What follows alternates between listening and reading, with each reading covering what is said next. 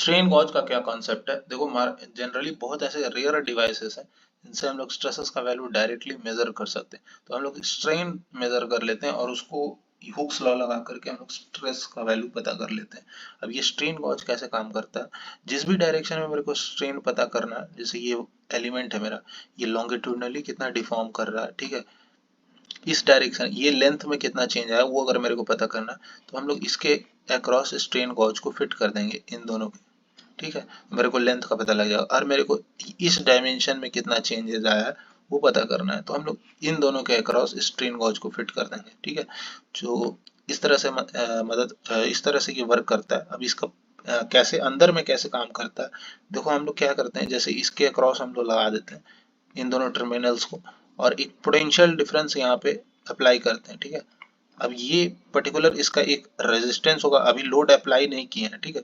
Initially कुछ इसका resistance R1 होगा, ठीक है। तो यहाँ से हम लोग करंट जो आएगा इसमें मेजर कर लेंगे, ठीक है। I is equal to delta V by R1, ठीक है। इनिशियली रेजिस्टेंस हो जाएगा रो L1 बाई A1, ठीक है। अब जब इसमें लोड अप्लाई होगा तो ये डिफॉर्म होगा, डिफॉर्म होने के बाद सेम स्ट्रेन गॉज को उस डिफॉर्म्ड स्पेसिमेन में लोग फिट करेंगे।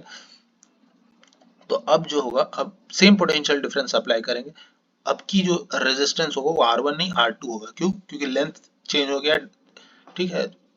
क्योंकि डिफॉर्मेशन हुआ ना, तो रेजिस्टेंस भी चेंज हो जाएगा, तो करंट भी चेंज हो जाएगा। तो करंट का चेंज कितना आया वो हम लोग मेजर कर लेंगे, उससे मेरे को पता लग जाएगा रेजिस्टेंस में कितना चेंज आया, और रेजिस्टेंस में कितना चेंज आया वो बता देगा लेंथ में कितना चेंज आया, और इससे हम लोग स्ट्रेन पता कर लेंगे, और स्ट्रेन से हम लोग स्ट्रेस पता कर लेंगे।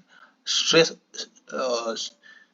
स्ट्रेन रोजेट्स क्या होता है? तीन स्ट्रेन गॉज का कॉम्बिनेशन, जिसके मदद से हम लोग जिसके मदद से हम लोग स्टेट ऑफ स्ट्रेन पता करते हैं। स्टेट ऑफ स्ट्रेन क्या होता है? Epsilon x, epsilon y, gamma x y by two, ठीक है।